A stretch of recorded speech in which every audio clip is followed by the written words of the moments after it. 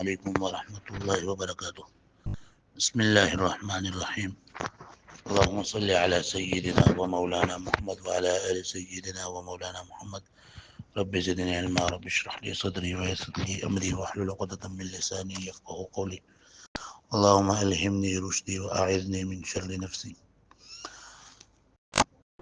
جی، آج کے اس سبق میں ہم حروف کی اقسام یعنی حروف اصلی اور حروف زائد کے بارے میں بتائیں گے۔ حروف اصلی وہ حروف ہے جو وزن کرتے وقت فا عین لام کلمے کے مقابلے میں آ جائے، یا دوسرا تعریف یہ ہے کہ وہ حروف جو باب کے سارے گردانوں میں موجود ہوں، جیسے ضارب میں صاد را با، تو یہ زاد را با یہ اصلی حروف ہے، اور اس لیے کہ اس باب کے جتنی بھی گردانیں ہیں اس میں بھی موجود ہے، اور وزن کرتے وقت یہ فاعل لام کے مقابلے میں بھی ہے، اس لیے کہ ہم اس کے وزن جب نکالتے ہیں ضارب اور وزن فاعل، تو زواد فا کلمے کے مقابلے میں اور عین کلمے کے مقابلے میں اور با لام کلمے کے مقابلے میں ہوا، اور یہ زاد رابا جتنی بھی گردانیں اس باب کی آتی ہیں، جیسے ماضی ضربا تو اس میں بھی زاد رابا ہے، مضارع یضربوں اس میں بھی زاد رابا ہے، اس میں فاعل ضارب اس میں بھی زاد رابا ہے، اس طرح مضروب میں بھی ہے، سارے جتنی بھی گردانیں ہیں اس میں زاد رابا ہیں، تو اس کو کہتے ہیں حروف اصلی، یعنی حروف جو وزن کرتے وقت فاعل لام کلمے کے مقابلے میں ہو، اور یا ہو حروف جو باب کے سارے گردانوں میں موجود ہو۔ دوسرا ہے حروف زائدہ۔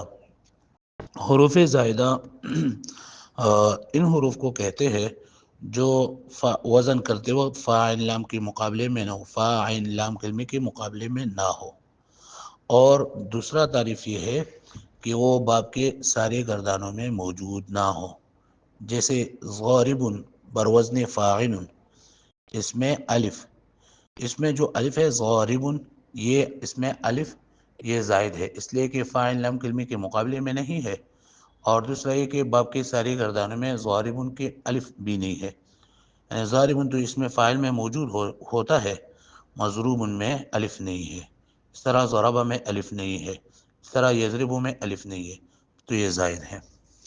پھر یہ حروف زائدہ کے دو قسمیں ہیں۔ حروف زائدہ کے دو قسمیں ہیں، ایک ہے وہ حروف جو مقرر ہو، زائد مقرر، اور دوسرا ہوتا ہے زائد غیر مقرر۔ زائد مقرر کا مطلب یہ ہے کہ وہ حروف جو زائد ہو اور وہ دو دفعہ ایک کلمے میں آ جائے، ایک باب میں دو دفعہ آ جائے، جیسے صرفہ، تو یہاں صرفہ بروزن فعل ہے، فعل، یہاں چار حروف اس میں موجود ہے، فا عین عین اور لام، صاد را اور فا، تو اس میں ایک را زائد ہے اور اس کو کہتے ہیں زائد مقرر۔ دوسرا ہے زائد غیر مقرر۔ زائد غیر مقرر کا مطلب یہ ہے کہ وہ جو حرف زائد آیا ہے وہ دو دفعہ نہیں آیا ہو کلمہ میں، جیسے کریم، اس کا وزن ہے فاعیل، تو اب یہاں یا زائد ہے لیکن وہ زائد مقرر نہیں ہے۔ اس طرح ضارب، ضارب میں الف زائد ہے اور وہ زائد مقرر نہیں ہے۔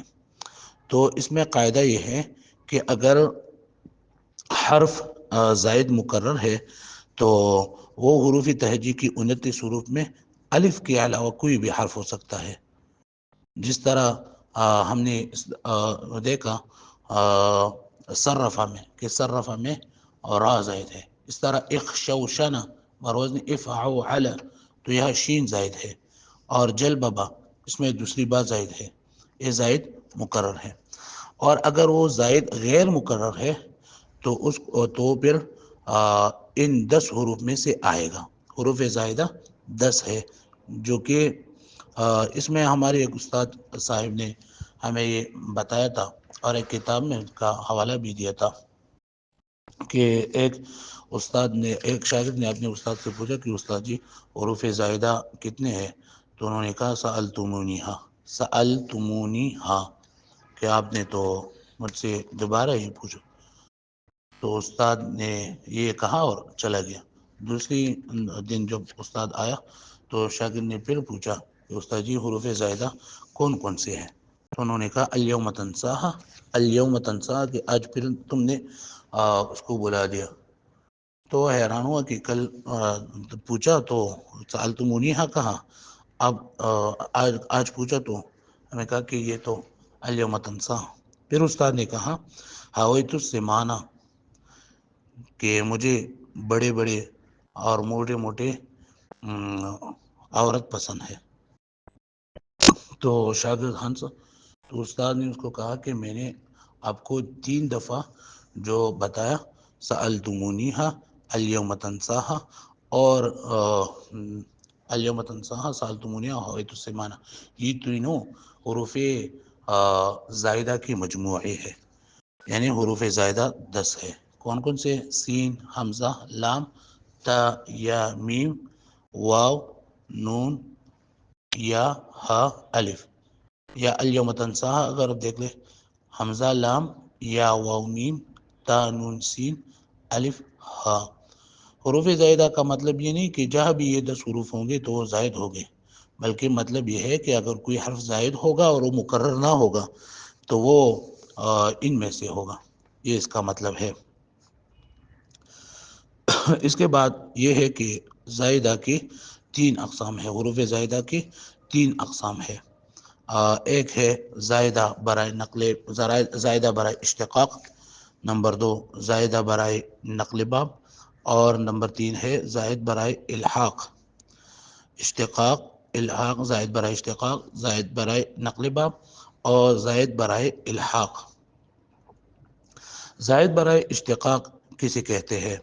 زائد برائے اشتقاق کا مطلب یہ ہے کہ ایک باب میں ایک کلمہ سے دوسری کلمہ بناتے وقت کوئی حروف زیادہ کیا جائے۔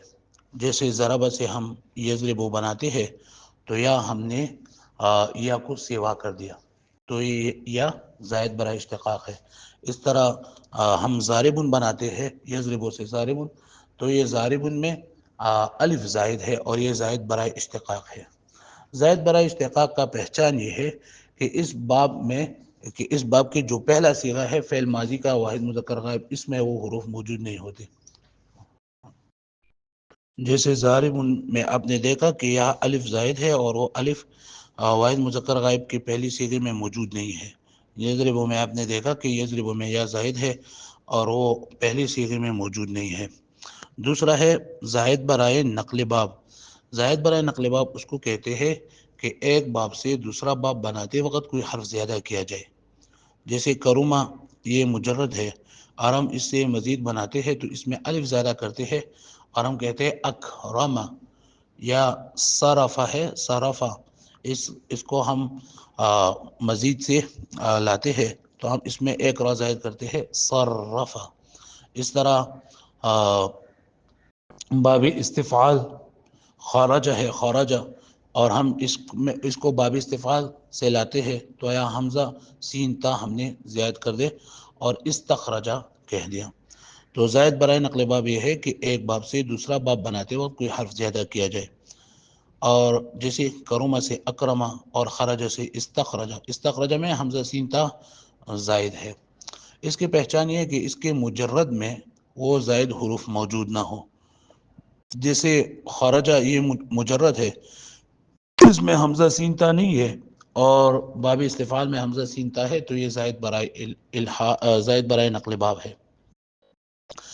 اور اس طرح بھی ہو سکتا ہے کہ ایک کلمہ ایسا ہو کہ جس میں صرف زائد برائے اشتقاق موجود ہو، جیسے ضربہ سے ضاربن، تو ضاربن میں الف زائد برائے اشتقاق ہے، زائد برائے الحاق اس میں نہیں ہے۔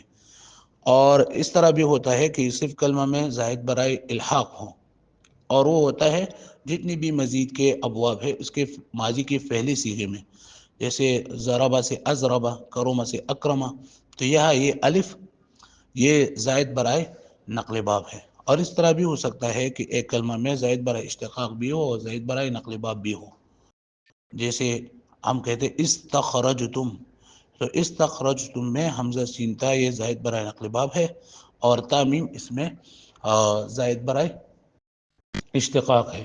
زائد برائے اشتقاق کا پہچان یہ ہے کہ وہ اس باب کے فعل ماضی کے واحد مذکر غائب کی صیغے میں وہ حروف نہیں ہوں گے، اور مجرد زائد برائے نقل باب یہ ہے کہ اس کے مجرد میں وہ حروف موجود نہیں ہوتے۔ تیسرا ہے زائد برائے الحاق۔ زائد برائے الحاق یہ ہے کہ ایک کلمہ کو دوسرا کلمہ کے ہم وزن کرتے وقت کسی حروف کا اضافہ کیا جائے۔ ایک کلمہ دوسرا کلمہ کے ہم وزن کرتے وقت کسی حروف کا اضافہ کیا جائے، جیسے جلبہ ہے، جلبہ، یہ ہم دحرجہ کے ہم وزن کرتے ہیں تو اس میں ایک با کو بڑھاتے ہیں، ہم کہتے ہیں جلببہ، تو یہ الحاق ہے۔ ایک با اس میں زائد برائے الحاق ہے، یعنی ایک کلمہ دوسرے، اور الحاق کے چند ابواب ہے۔ الحاق کا معنی یہ ہے ملانا، اور اصطلاح میں ایک کلمہ دوسرا کلمہ ایک کلمہ کو دوسری کلمہ کے ہم وزن بنانے کے لیے اس کلمہ میں غیر قیاسی طور پر، یعنی خلاف قانون، ایک یا ایک سے زائد حروف بڑھا دینا، جیسے جلبہ اصل میں جلببہ اصل میں جلبہ تھا، ایک میں اس میں ایک حرف زیادہ کر دیا۔ اس طرح ہم کہتے ہیں فوعل، تو یہاں فوعل جوربہ، جوربہ اور وزن فوعل، اس میں ہم نے واو کو زیادہ کر دیا۔ تو یہ الحاق اور نقل باب اور اشتقاق یہ زائد کے اقسام ہوئے۔ اس میں صرفین زائد برائے اشتقاق کی اعتبار نہیں کرتے۔ اگر کوئی کلمہ میں زائد برائے اشتقاق آ بھی جائے تو اس کو بھی صرفین حضرات کہتے ہیں مجرد، جیسے یہ ضربو ہے، تو یہ ضربو یہ شش اقسام میں ثلاثی مجرد ہو گیا، ثلاثی مزید۔